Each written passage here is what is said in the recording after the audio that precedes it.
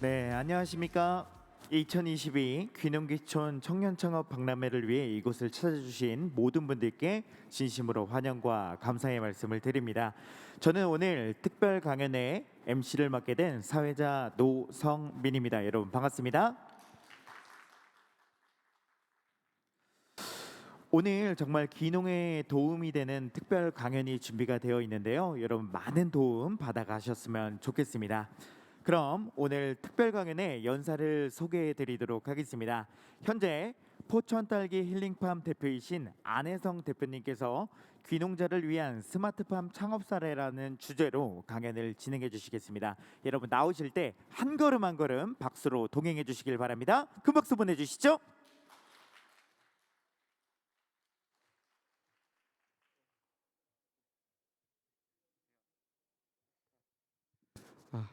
아, 네, 안녕하세요. 저 또 10시 반에 강연이 있어서 좀 이른 아침인데 그래도 굉장히 많이 오셨네요. 사실 제가 이 양재 같은 경우는 사실 그 귀농을 결심을 하고 한 3년 전에 이 자리에서 그 농협 회장님께 그 청년 농업인 대상을 받았던 그 자리여서 너무 저한테는 좀 뜻깊은 자리고, 또 뒤에서 좀 언급을 하겠지만 사실 요 바로 옆에 있는 이 제가 사실 현대 이 자동차 그룹에서 또 건설사의 연구원으로 또 있었기 때문에 요 양재라는 요 지역이 저에게는 굉장히 좀 익숙합니다, 사실. 그래서 제가 오늘 타이틀을 이 귀농자를 위한 스마트팜 창업 사례라고 이렇게 했는데요. 사실 이제 오늘 이 청년 창업의 박람회이기 때문에 사실 기존 이 농업에 대한 이야기도 하겠지만 이 청년들이 농업을 어떻게 바라보고 어떤 식으로 접근을 해야 되는지 약간 창업적인 마인드에서 이렇게 좀 강연을 하려고 합니다. 그래서 오늘 한번 제가 여러분들께 제가 해왔던 여러 가지 뭐 시행착오도 있고 해왔던 성과들도 있고 이런 것들을 공유를 하면서 여러분들 좀 더 좀 안정적으로 이렇게 정착을 할 수 있게끔 좀 도움을 줄 만한 정보를 좀 전달을 해드리도록 하겠습니다. 네. 네, 인사를 안 드렸네요. 저는 포천 딸기 힐링팜과 그리고 이 안스팜 주식회사를 운영을 하고 있고요. 또 이 포천시의 농업재단 이사로서 일을 하고 있는 안혜성입니다. 감사합니다.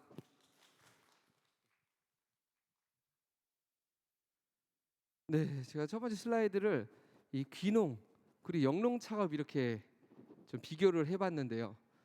자, 여러분들 제가 좀 이 사실 농업 쪽의 어떤 일들을 2003년도부터 했어요. 그래서 농업 쪽 일을 한 20년 가까이 했습니다. 사실 저희 아버지가 사실 이제 자동차 정비소를 하다가 당시 어떻게 보면 사기를 좀 당했는데 당시 그거에 대한 자금을 그 임대하우스 열동으로 받으셨어요. 그래서 어떻게 하다가 본의 아니게 귀농을 하게 됐는데 당시 저는 이제 컴퓨터도 잘하고 굉장히 그 이제 고3이었을 때여서 이런 행정적인 부분들을 좀 잘하는 상황이었어요. 그래서 그때부터 아버지를 옆에서 서포트를 하면서 이 농촌 지역에서 조금이라도 정착을 잘 하실 수 있게 이 지역 농업인들에게 이 행정 업무 대행을 하는 여러 가지 재능 기부를 2003년도부터 했던 겁니다. 그게 제가 현업에 있으면서 이 대기업에 다니면서 또 대학원을 다니면서도 계속적으로 이런 재능 기부들을 하면서 이 농업 행정 업무만 약 20년 가까이 한 거예요. 그래서 사실은 어느 누구보다도 이 농업에 대한 여러 가지 이 생태나 이러한 환경들을 잘 알고 있어요. 그래서 이런 부분들을 좀 알려드릴 건데, 제가 여기서 왜 귀농과 영농 창업을 이렇게 비교를 했냐면, 여러분들 귀농이라고 하면 사실은 이 사전적 의미는 리턴 투 파밍이죠. 저한테 딱 맞아요, 사실은. 제가 이제 남양주 그 진저읍이라는 시골에서 살다가 서울에서 대학원까지 나오고 대기업을 다니고 그러다가 다시 포천시 농촌으로 와가지고 지금 파밍을 하고 있죠. 그러니까 저는 이제 귀농자에 딱 맞는 그런 사람이에요. 그런데 제가 좀 안타깝게 생각하는 친구들이 있는 게 뭐냐면 이렇게 귀농을 하고 나서 이 귀농이라는 행위 뒤에 내가 이 하는 것들을 농사로 접근하는 친구들이 많아요. 여러분들 농사는 사전적 의미로 뭘까요? 그러니까 곡류나 어떤 열매나 이런 것들을 씨앗이나 모종을 기르고 거두는 일이에요. 사전적 의미는. 그러면 우리는 귀농을 했으면은 사실은 돈을 벌어야 되잖아요. 농사가 아니고 여러분들은 이 창업으로 좀 접근을 하셔야 돼요. 영농은 농업을 경영하는 거예요. 의미가. 그리고 창업. 여러분들은 사업을 해야 됩니다.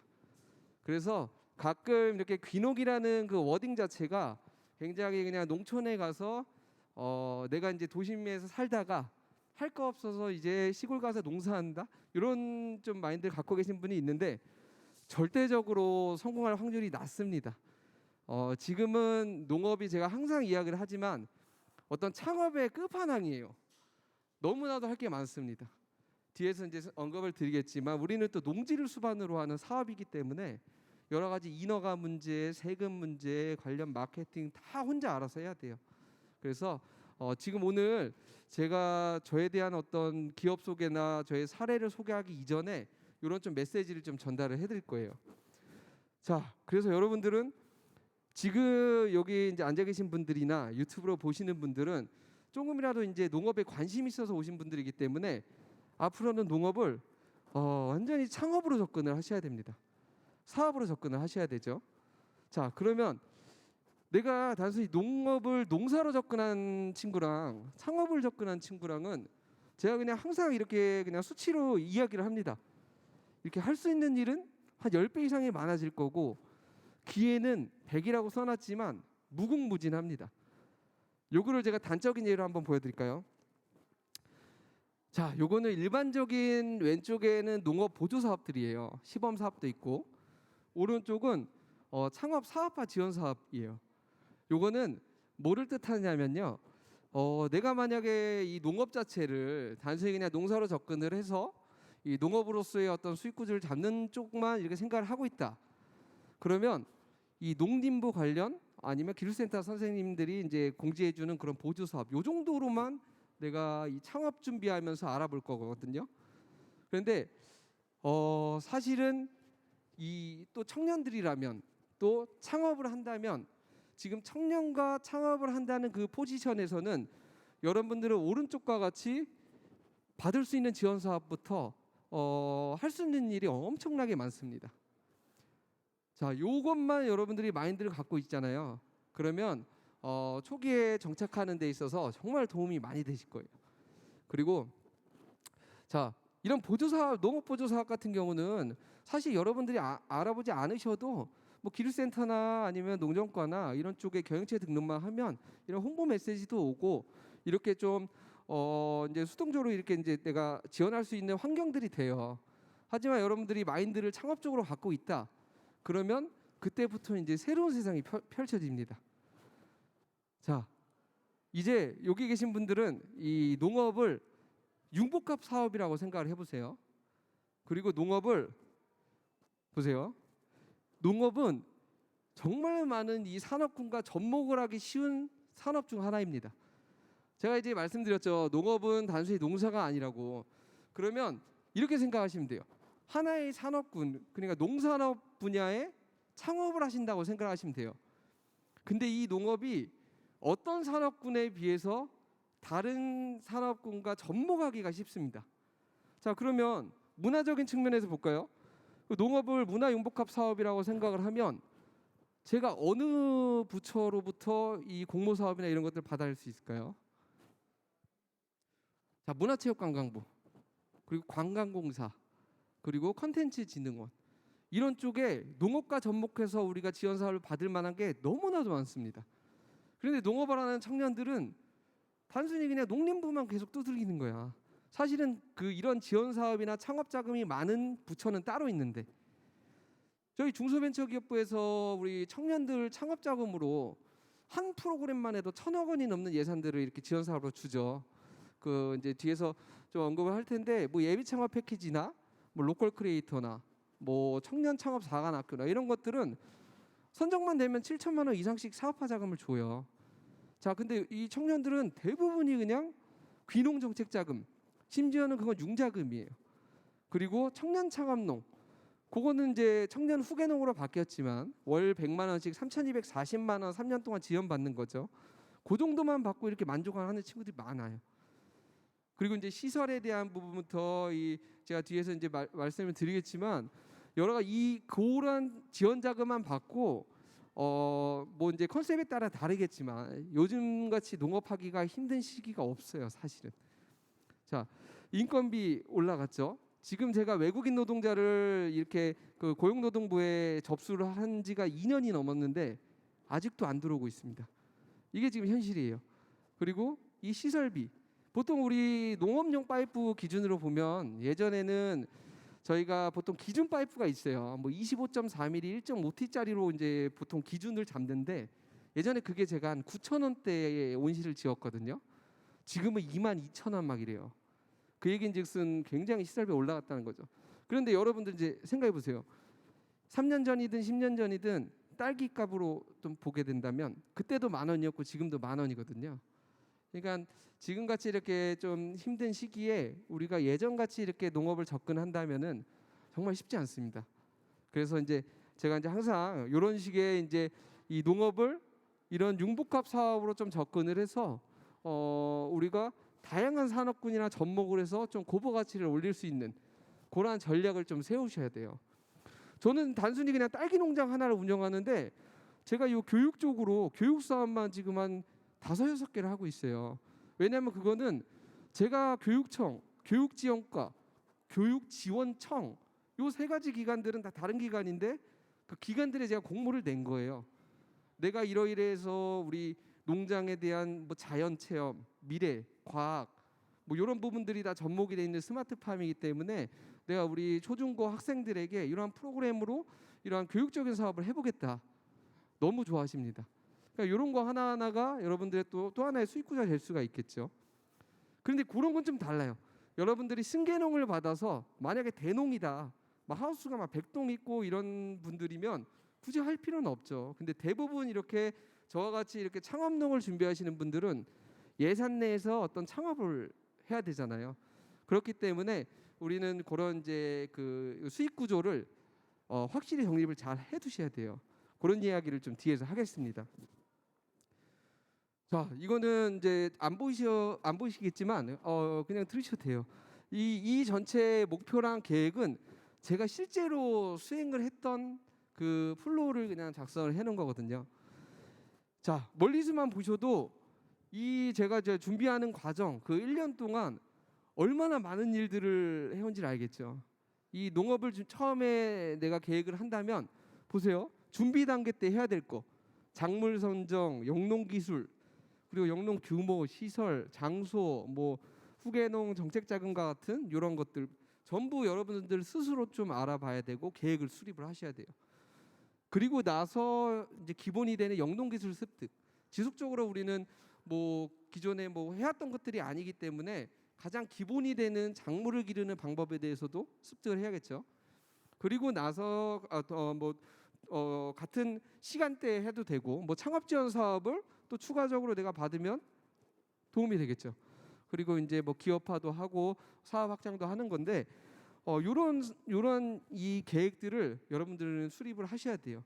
자, 그러면 이제 여러분들은 이제 오늘 오셔가지고 이런 상담도 받고 이 창업에 대한 어떤 이제 생각도 있고 농업에 대한 관심이 있으시면 내가 만약에 정책 자금을 3억을 받아서 이 영농 창업을 한다는 상황이 왔을 때 가장 먼저 해야 될 게 있어요. 가장 먼저 어떤 걸 해야 될까요?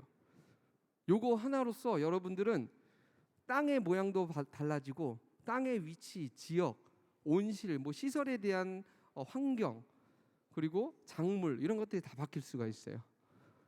가장 먼저 여러분들이 이거를 정하셔야 돼요.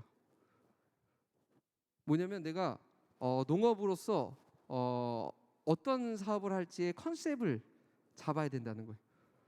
내가 이제 1차 생산으로 나는 사람과 대면하는 게 싫고 도시에서 살다가 그냥 농촌에서 이제 여유로운 생활을 하면서 그냥 일정 소득만 얻고 1차 생산만 하겠다.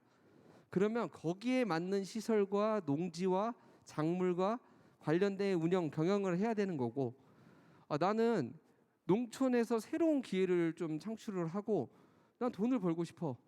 그리고 앞으로 계속 성장해서 나는 기업화를 해가지고 어떤 사업을 하고 싶어.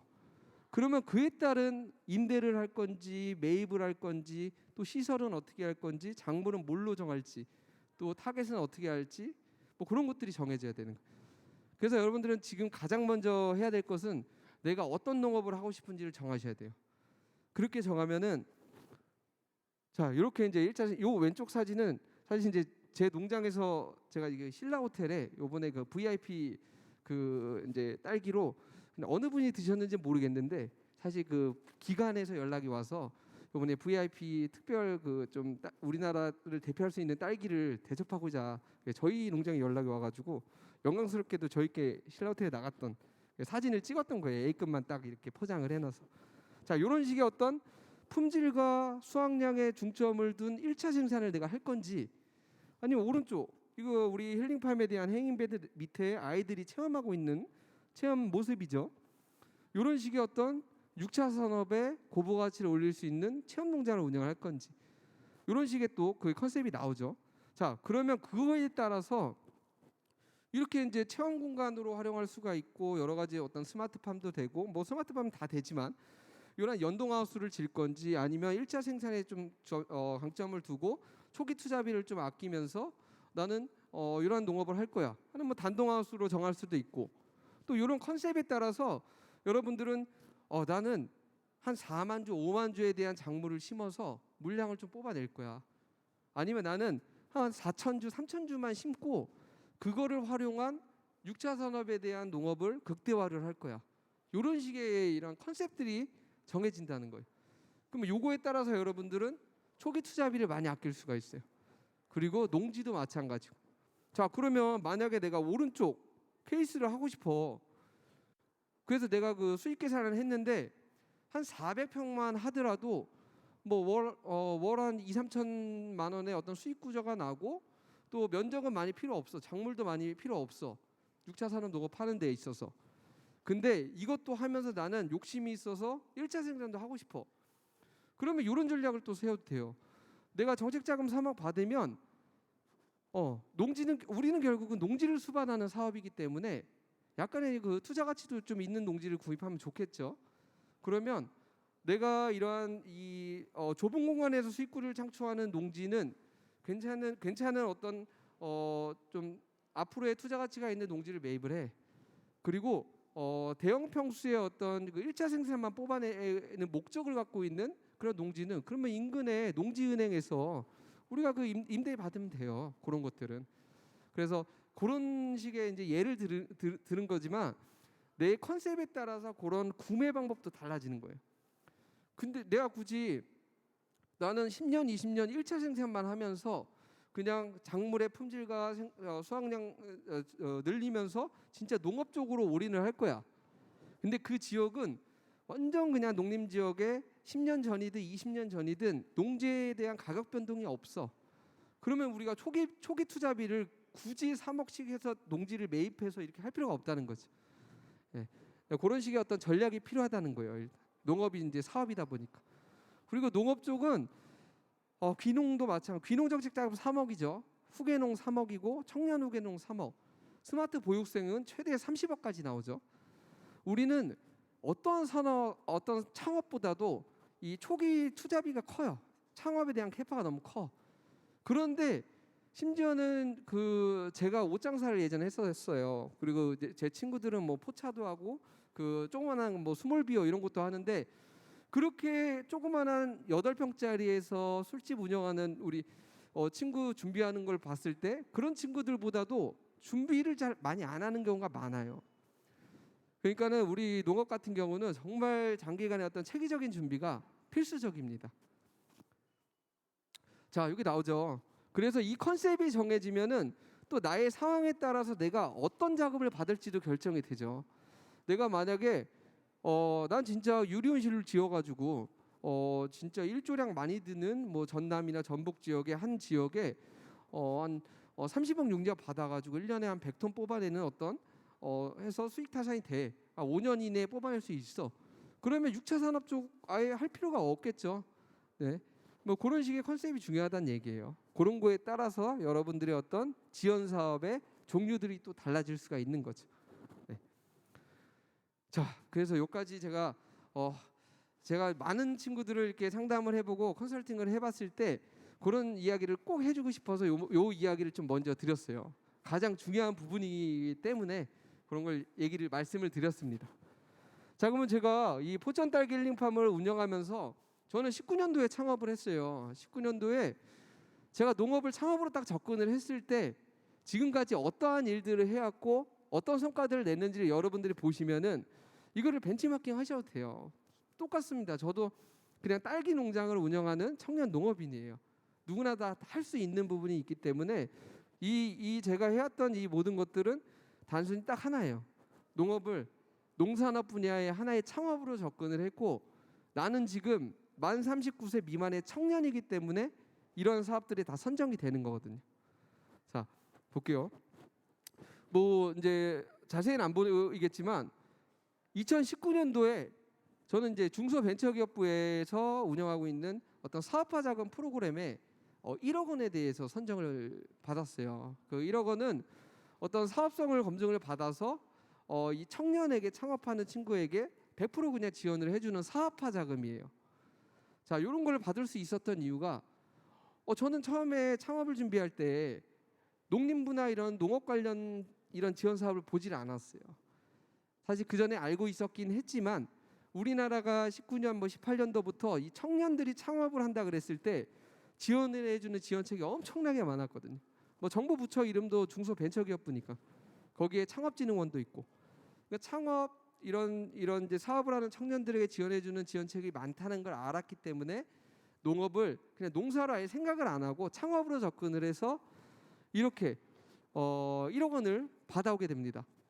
그래서 요 1억 원을 가지고 제가 직접 런던이랑 파리를 넘어갔어요. 넘어가서 그때 코로나인데도 불구하고 넘어간 이유가 사실 요거는 제가 이제 건설사에 근무를 했기 때문에 제 자체적으로 어떤 제가 제가 생각하고 있는 팜을 좀 만들고 싶었어요. 그래서 가가지고 실제 그 업체도 만나고 제가 디자인을 해가지고 20년도에 힐링팜을 이제 구축을 하게 됐죠. 그리고 나서는 제가 농업회사를 하나 만들었잖아요. 저는 바로 가장 먼저 사업자 등록증을 냈어요.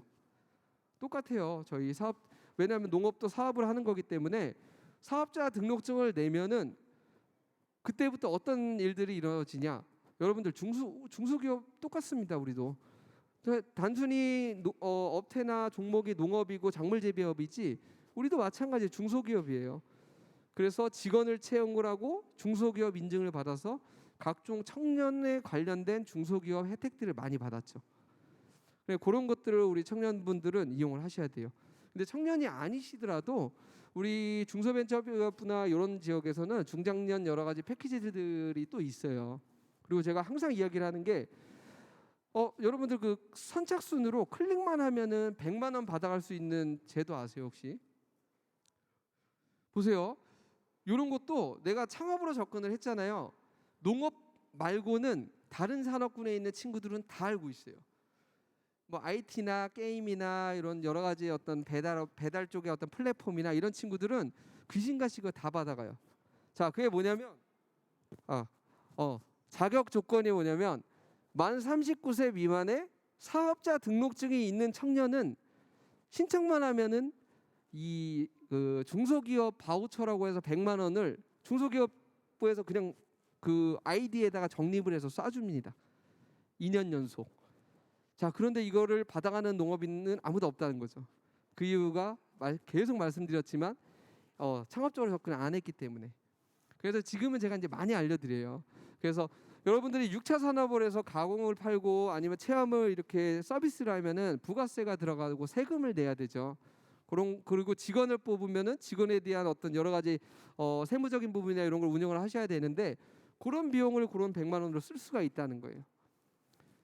자, 그리고 21년도에는 제가 지속적으로 이렇게 중소기업화를 해서 여러 가지 이제 이 사업적으로 좀 유치를 하다 보니까 그러니까 벤처 창업 인턴 기업으로도 선정이 되고 또 인턴생들도 많이 받았고 또 제가 이 단순히 농장을 운영을 하지만은 농장 내에서 제가 항상 생각하고 있는 여러 가지 지금 죄송합니다. 제가 시간을 착각을 해서 벌써 시간이 끝난 줄 알았어요. 예, 그래서 농업을 하면서 제가 각종 부처의 대회들을 굉장히 많이 나갔어요.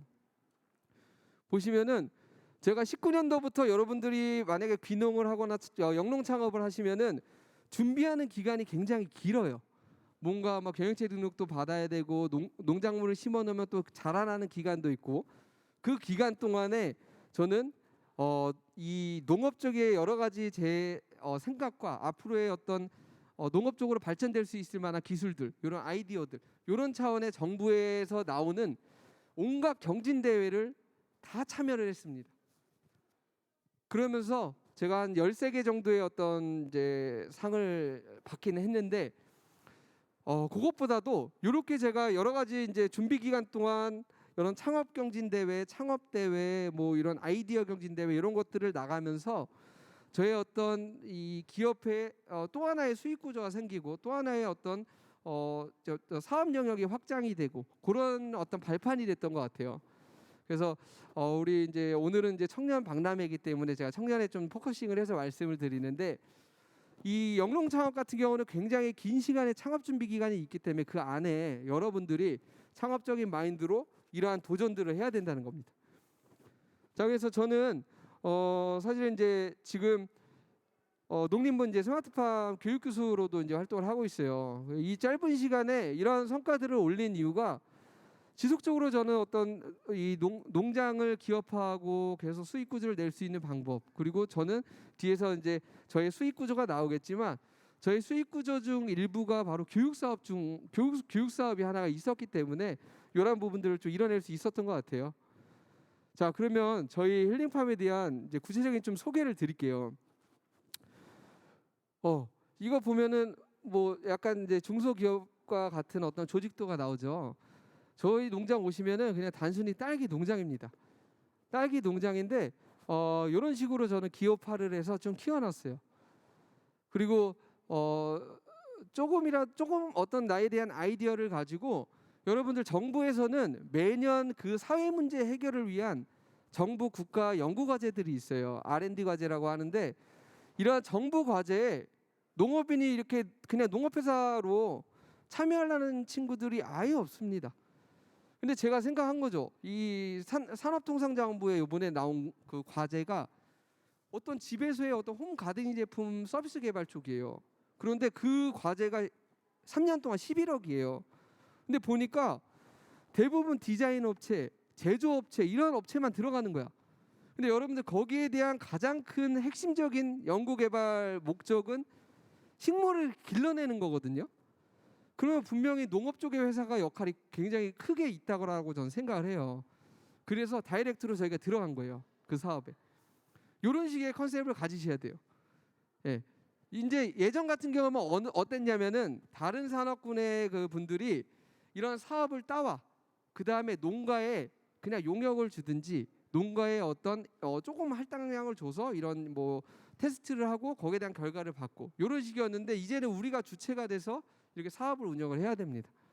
자, 간단한 예로 하나 들어볼게요. 제가 2020년도에 로컬 크리에이터라는 이제 어떤 사업이 있는데, 거기에 이제 제가 평가위원을 했어요. 그때 1등했던 아이템을 한번 말씀을 드릴게요.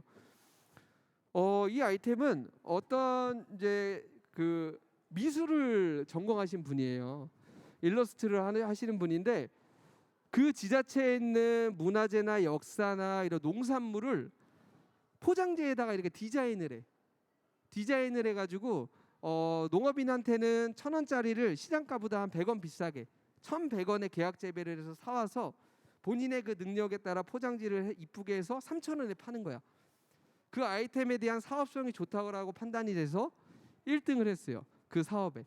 왜냐하면 그 사업의 목적이 뭐였냐면, 지역에서 나오는 자원과 어떤 유형, 무형, 문화를 그런 자원을 활용을 해서 지역 경제 활성화를 하는 컨셉이었거든요.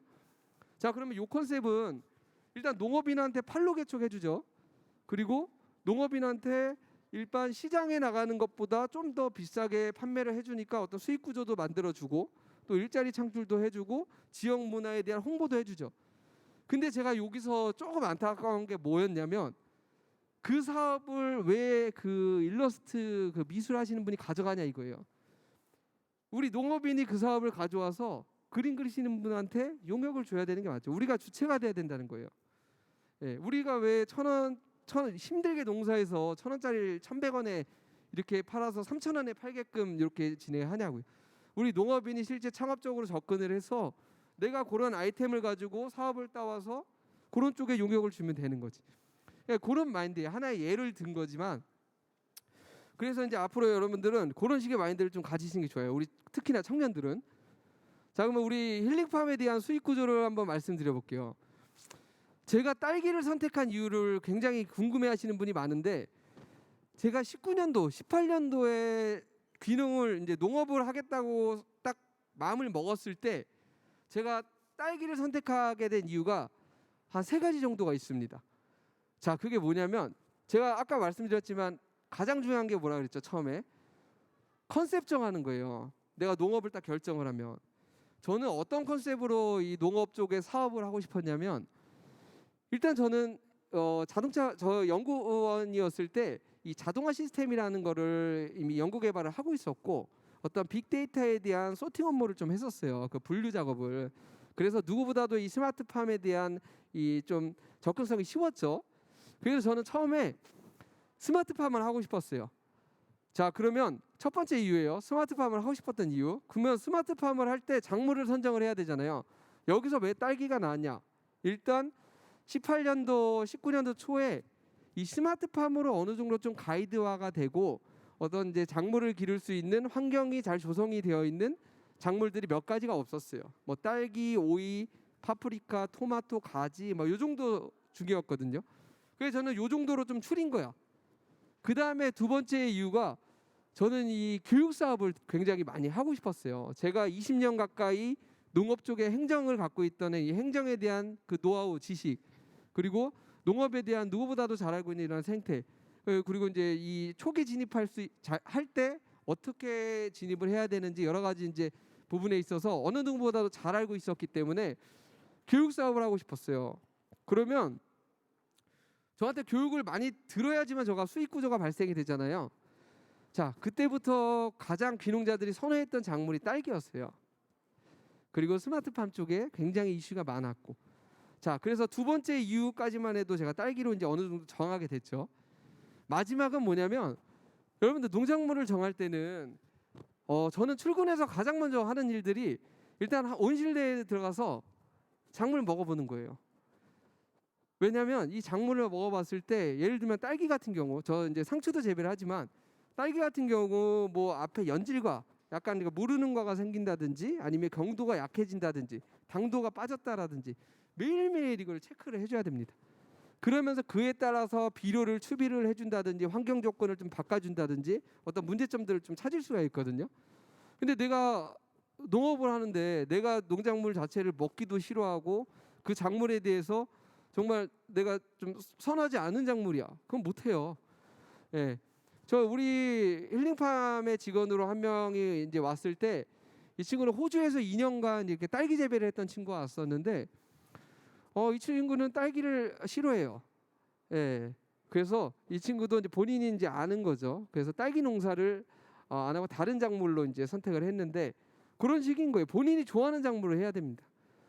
그래서 저는 이러한 좀 복합적인 어떤 이유를 가지고 저는 딸기를 선택을 한 거예요. 그래서 많은 분들이 물어봐요, 여쭤봐요. 그래서 저의 어떤 1차적인 그 수익 구조를 가장 많은 포션으로 잡은 거는 당연히 농업 쪽. 농업 쪽으로 저는 90% 정도의 포션을 가져갑니다. 그래서 1차, 2차, 3차 산업을 하고 있어요. 하지만 이제 1차는 어찌됐든 저도 4만 주에 대한 딸기를 생산하기 때문에 약 한 1년에 25톤 정도 생산을 하거든요. 그래서 1차 생산으로 많은 부분을 이제 유통을 하고 있고, 2차는 현재까지는 연구 단계고, 이제 그 가공품을 이제 가공에 대한 어떤 인증을 받기 위한 여러 가지 이제 노력을 하고 있고, 3차 산업으로는 뭐 교육도 하고 있고, 그리고 아이들 뭐 체험도 하고 있고, 또 교육 사업으로도 여러 가지 이제 진로 상담부터 다양한 농업 쪽으로 할 수 있는 수익 구조를 만들어가고 있습니다. 그래서 지금 현재 우리 포천 딸기 힐링팜 같은 경우는 이렇게 해서 이제 6차 산업으로의 가장 큰 90%에 대한 매출 포션을 가져가고 있고요. 나머지로는 이제 교육 사업이나 이런 것들을 운영하고 있어요. 그래서 우리 시설 같은 경우는 제가 직접 이제 설계를 하고 한 11개 정도의 시공사가 들어와서 제가 분리발주로 직접 운영을 했어요. 공사 운영을. 그러다 보니까 사실은 이때 당시 초기 투자비가 타 어느 누구보다도 적게 들긴 했습니다. 이 1,400평에 대한 이 클라우드 기반의 ICT 스마트팜을 저는 일단 4억 2,500만 원 정도에 시공을 했어요. 이때는 근데 19년도 기준이에요. 그래서 저는 사실 요거를 이제 이 초기 투자비부터 해서 제가 19년도에 엑셀을 하나 만들어 놓은 게 있어요. 그래서 초기 투자비에 따른 융자 상환 계획부터 제가 약 30년 가까이에 대한 이 금액을 얼마 벌고 얼마 상환하고 단가가 어떻게 들어오는지까지 계산하는 엑셀표가 있거든요. 그 정도로 여러분들이 먼저 경제성 분석을 하고 나서 이런 어떤 시설 투자비나 이런 걸 진행을 하셔야 됩니다. 자, 그리고 나서 저는 딸기를 재배하고 여름에는 상추를 또 재배를 해요. 또 이제 상추 재배하면서 또 사용했던 이 비료를 가지고 또 재활용을 하면서 전체적인 어떤 업사이클 개념의 어떤 농업을 또 하고 있고요. 그리고 이제 교육 사업으로는 뭐 저희가 이제 충남대랑은 뭐 MOU를 체결을 해서 학생들이 우리 농장에 와서 일정적으로 이제 저한테 교육을 받고 또 제가 이제 교육 사업 쪽을 운영을 하다 보니까 이 학생들은 사실은 실습하러 와서 저에게 좀 노동력을 제공을 해주는 거죠, 솔직히. 그러면 그에 따른 저는 여러 가지 교육도 해주고 하면서 서로 간에 어떤 이러한 이제 목적에 따른 어떤 구조를 가져가고 있는 거고, 뭐 고등학교부터 뭐 이제 대학교 여러 가지 이제 강의들을 하고 있습니다. 그런데 가끔 오해하시는 분들이 계세요. 제가 이제 이렇게 교육 사업을 많이 하다 보니까 교육으로 돈을 굉장히 많이 버는 줄 아시는데, 제가 예를 들면 제가 요번에 매출이 이제 한 뒤에서 이제 좀 언급하겠지만 한 2억 지금 한 8천에서 2억 9천 가까이 가고 있어요. 이 이제 11월부터 요번 작기 이제 지금까지. 근데 여기서 제가 교육 사업으로 벌어봤자 몇백만 원도 안 됩니다, 사실. 그러니까 실질적인 전체 이 사업 이 포션 내 교육 사업은 10% 미만의 굉장히 좀 작은 포션을 차지하고 있어요. 근데 그것만으로도 운영하는데 굉장히 도움이 많이 되고 내가 하고 싶은 일이기 때문에 이렇게 많이 하고 있는 겁니다. 그리고 저는 좀 자체적으로 여러 가지 이제 실습생도 받고 우리 1년에 한 40명에서 50명 정도에 대한 어떤 청년들에 대해서 좀 육성을 하고 있는 육성 사업을 하고 있고요.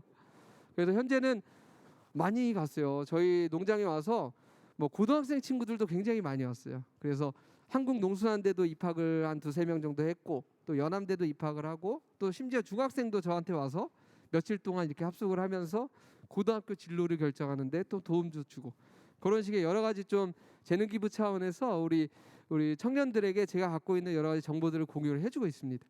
또 근데 귀농자 마찬가지예요. 제가 19년도에 귀농을 했는데 19년도에 귀농 닥터가 됐어요.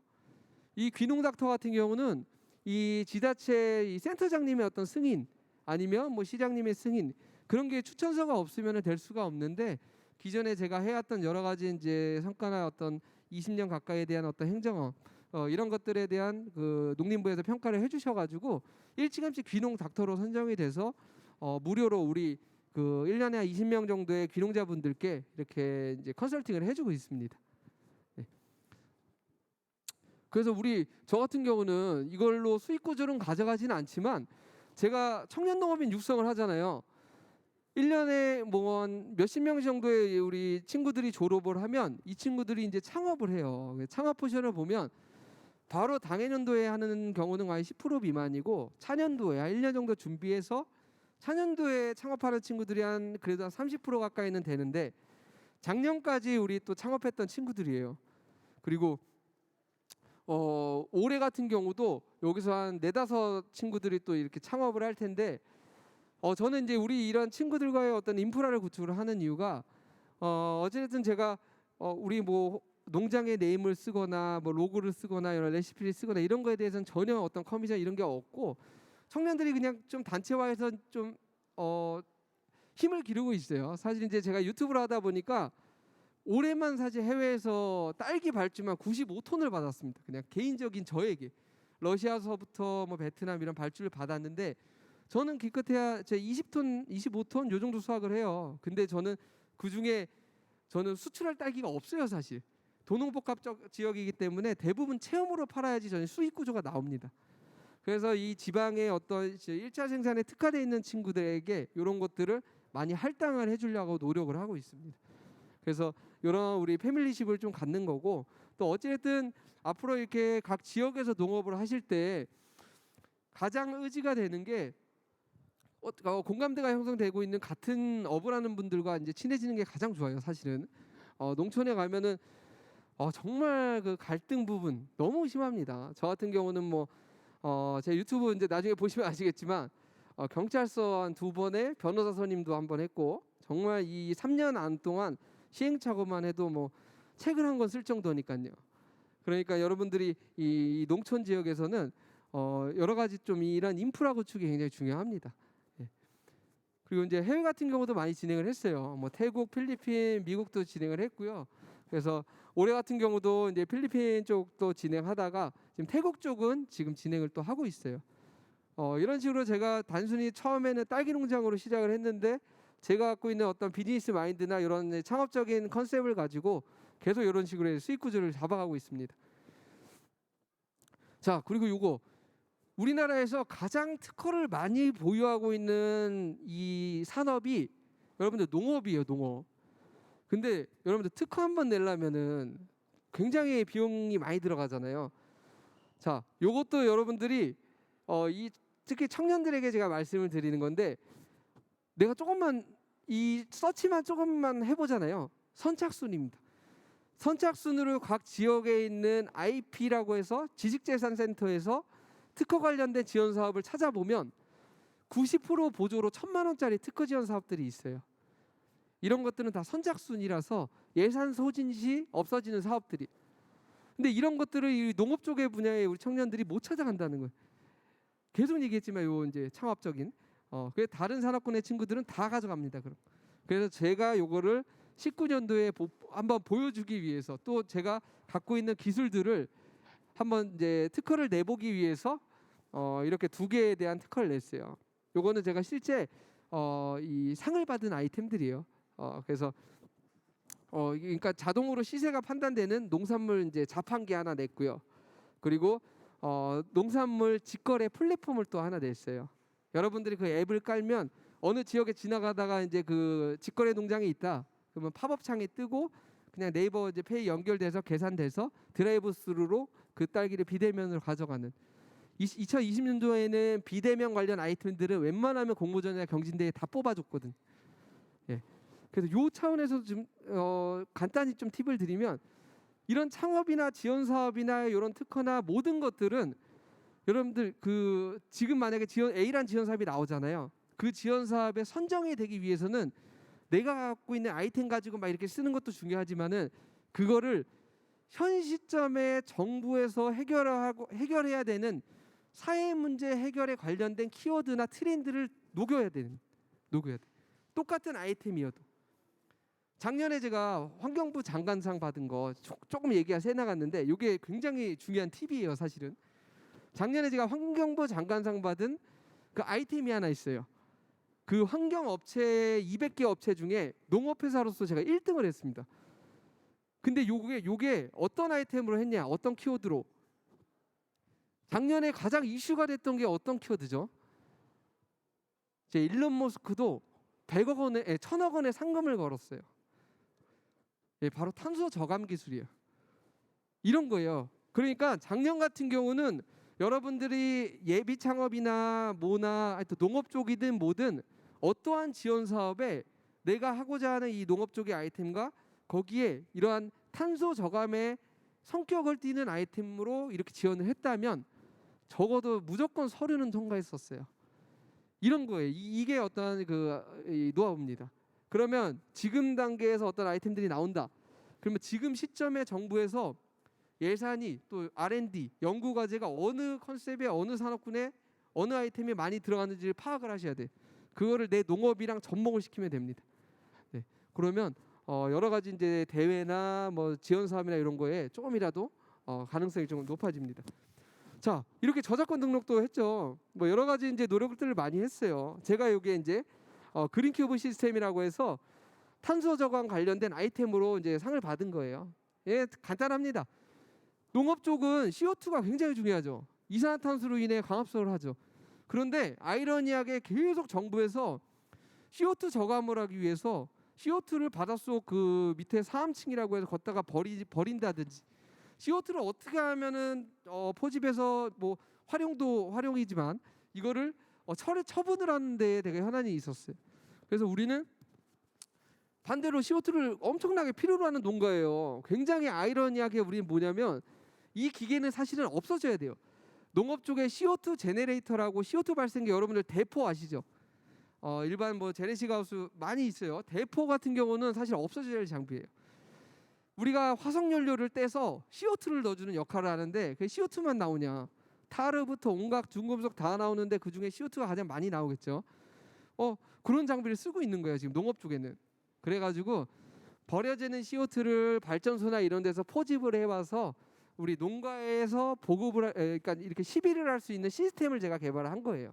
그런 아이템으로 이렇게 받은 거고. 어쨌든 저희 농장은 이제 이런 다양한 사업들을 하고 있습니다. 뭐 플랫폼 사업부터 해서 딸기 농장부터 다 여러 가지 수익 구조를 내고 있고요.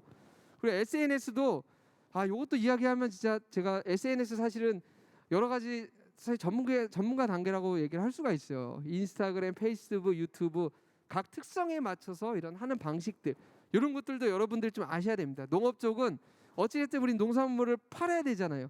뭐 시장으로 내는 건 좋지만은 우리가 대농이 아니기 때문에 직거래를 해서 어찌됐든 수익 구조를 극대화를 해야 되겠죠.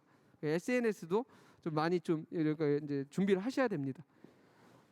그래서 이제 저희 농장이 이렇게 운영이 되고 제가 시간이 이제 얼마 없는데 꼭 이 얘기를 좀 해드리고 싶었어요.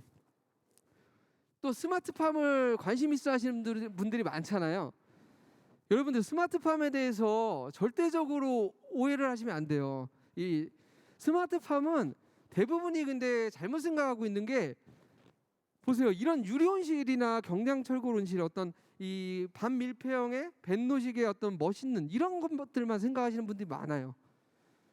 자, 근데 스마트팜은 뭐냐면 이거는 이제 제가 선택한 비닐 온실이죠. 이 가격 차이가 거의 10배 차이가 나죠. 여러분들 스마트팜은 뭐냐면 내부 시설이 어떻건 외부 시설이 어떻건 여기에다가 내가 ICT 환경 복합지어 어떤 시스템만 넣으면 그게 스마트팜이 되는 거예요. 사실. 그러니까 스마트팜이라고 해서 막 유리온실만 보고 막 30억 융자자금 받아서 뭐 하려고 하는 친구들이 많은데 절대적으로 이게 내 대 사업성 검증이 안 되면은 무조건 적자 납니다. 요즘 같은 경우는 정말 힘들어요. 그래서 이 스마트팜을 정말 하고 싶은 친구들은 정말 저가로도 스마트팜을 할 수가 있어요. ICT 환경 복합 제어만 넣으면 누구나 다 할 수 있어요. 제가 운영하고 있는 스마트팜도 일반 그냥 비닐 유리 연동하우스예요. 그러니까 그런 컨셉들을 여러분들이 그런 생각들을 잘 하셔야 됩니다. 그래서 이제 요거는 이제 제가 도입한 시설들인데 시간이 없으니까 좀 넘어갈게요. 그래서 요런 현재의 기술들을 한번 보여드릴게요.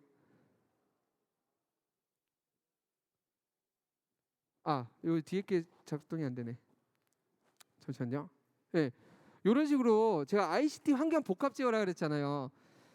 겉에 껍데기가 뭐가 됐든 내 시설 내에 있는 전선 있죠, 전선을 최대한 끌고 와가지고 스마트팜 그냥 500만 원짜리 판넬에다가만 꽂아 놓으면 내가 휴대폰으로 500만 원이어도 이렇게 작동을 할 수가 있어요. 요즘은 그런 상황인 거예요. 근데 여러분들이 너무 스마트팜이 고가의 비용에 들어가야 되고 투자를 해야 되고 그렇게 생각하시는 분들이 계세요. 보세요. 이거는 단순히 저 커튼에 대한 전기선을 끌고 와가지고 판넬에만 붙이면 이렇게 되는 거예요. 요즘은 다 인터넷 기반이기 때문에 이런 게 비용이 그렇게 크게 들어가지는 않습니다.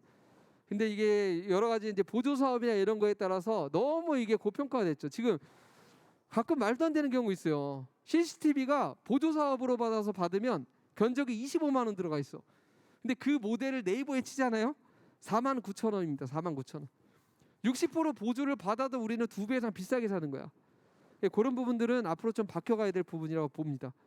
자, 이런 거 보세요. 틸트 카메라인데 이 카메라 농장에 설치하면 기계값 얼마 정도면 할 것 같아요? 이거 이파리에 벌레까지 보여요. 그리고 여기서 일하고 있는 근무자의 여드름까지 보입니다. 그것도 실시간으로. 여러분들 이거 30만 원이면 삽니다. 이거 30만 원. 그런데 이게 이제 보조 사업으로 가면 커지겠죠. 근데 이런 컨셉을 잘 알고 계셔야 돼요. 그래서 시설적으로도 여러분들이 세이브를 많이 해야겠죠. 자, 제가 말씀드렸죠. 스마트팜에 대해서 오해하는 분이 많다고. 자, 이 하우스에다가 스마트팜 적용을 했어요, 직접. 이 하우스는 지금 뭐 분당이든 일산이든 포천이든 시설 최소화하시는 분들은 대부분 그냥 요 700만, 이거 한 700만 원 들거든요. 이거 이제 중고로 하면은 뭐 400 내외 하겠지만, 이 하우스를 어떻게 운영하냐면 20년 전부터 여기 보이시는 밸브 있죠? 사람이 직접 시간에 맞춰서 손으로 열고 닫고를 해요. 얼마나 노동력이 많이 손실이 되겠어요. 근데 여기에다가 보세요. 요런 ICT 환경복합지 한 500만 원짜리나 뭐 이런 이제 지금 시중에 나와 있는 거 하나 달고, 아, 그게 그림이 빠졌네. 전자밸브 여기 밑에 있는 이 전자밸브를 여기 이 수동 밸브에다가만 달아주잖아요. 그러면은 그냥 집에서 타이머 맞춰가지고 물 주면 돼요. 예, 이게 이제 아주 이제 굉장히 많은 노동력이 들어가고, 이게 어느 정도로 손실이 있냐면, 일단 정밀 관수가 안 돼서 이제 에너지 많이 쓰죠. 그리고 내가 쓰는 양보다 더 많이 나가서 뭐 이제 환경 오염도 되고 노동력 절감, 노동력도 많이 들어가고. 그러니까 스마트팜이 이런 저가의 비용으로도 여러분들이 된다는 거예요. 하지만 이제 스마트팜이 그렇게 좋은 것만 있는 건 아니에요, 여러분들. 제가 스마트팜을 운영하다 보니까 데이터 보안, 프라이버시, 지적재산권, 뭐 센서에 대한 문제점들 너무 많이 있습니다. 아, 이것도 굉장히 좀 긴 내용인데, 제가 사실 이제 다음 달에 그 스마트팜 에세이 책을 출판을 합니다. 그 책 안에 이런 내용들이 있어요. 나중에 한번 참고해 주시면 되고요. 그리고 마지막으로 이제 10분 남았으니까, 5분 남았으니까 여러분들께 제가 농지 매입을 위한 팁을 좀 드릴게요. 굉장히 중요한 정보 중 하나죠. 저 같은 경우는 저도 이제 2,000평을 매입을 했지만, 제 동생도 농업을 하고 해서 저희가 포천시에서 한 7, 8번에 대한 농지를 사고 팔고에 대한 경험이 있어요. 실제 어떤 부지에 대한 그런 것들이. 그래서 그런 노하우들을 알려드리면, 여러분들이 뭐 밸류맵이나 땅이나 이런 지금 그 부동산 가격을 보여주는 앱이나 이런 데서 부동산 정보들을 보시죠. 이런 것은 잘 하세요. 근데 이 다음 걸 안 하세요. 가장 중요한 거. 제가 뭐라 그랬죠? 농지를 매입할 거면은 그래도 좀 가치가 있는 농지, 내가 또 행위를 어느 정도로 할 수 있는 농지를 매입을 해야 되잖아요. 여러분들이 이 토지 이용 규제 정보 시스템을 꼭 보셔야 돼요. 내가 농업을 하다가도 내가 진짜 그 농가주택으로 대지 전용 받아서 주택을 짓고 싶어. 그런 땅을 사고 싶죠. 당연히. 그럼 당연히 맹지를 사면 안 되겠죠. 그 조건이 농가주택을 지으려면 인근의 도로 몇 미터 폭에 이러한 조건들이 있잖아요.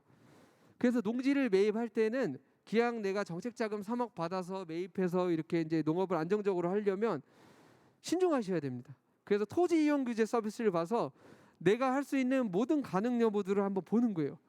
가끔 가다가 어떤 규제 지역, 뭐 문화재라든지 이런 지역에 걸려 있으면 아무것도 못 해요. 내가 농가주택이나 어떤 농업용 창고도 못 짓습니다. 그런 데는 이제 벼농사나 이런 거로만 이제 해야 되겠죠. 그래서 또 농지는 싸게 되면 싼 이유들이 있어요. 이런 것들 찾아보셔야 됩니다. 그리고 가장 중요한 거, 지하수예요, 지하수. 우리 농업을 하려면 물이 필수적으로 필요하죠. 이거는 아예 안 보세요.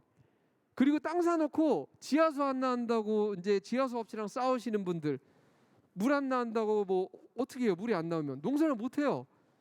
그러면 이거를 간접적으로라도 내가 확인할 수 있는 방법이에요. 한국 그 지하수공사에서 운영을 하고 있고, 이 국가지하수정보센터에 들어가시면요, 그 왼쪽에 요걸 꼭 누르셔야 돼요. 개발 이용 관정을 딱 누르시면은 이제는 웬만한 지자체는 지하수 건수라고 해서 조그만한 그 지표수 뽑아내는 거, 안반수라고 해서 안반수 뽑아내는 거 전부 신고하게 돼 있어요.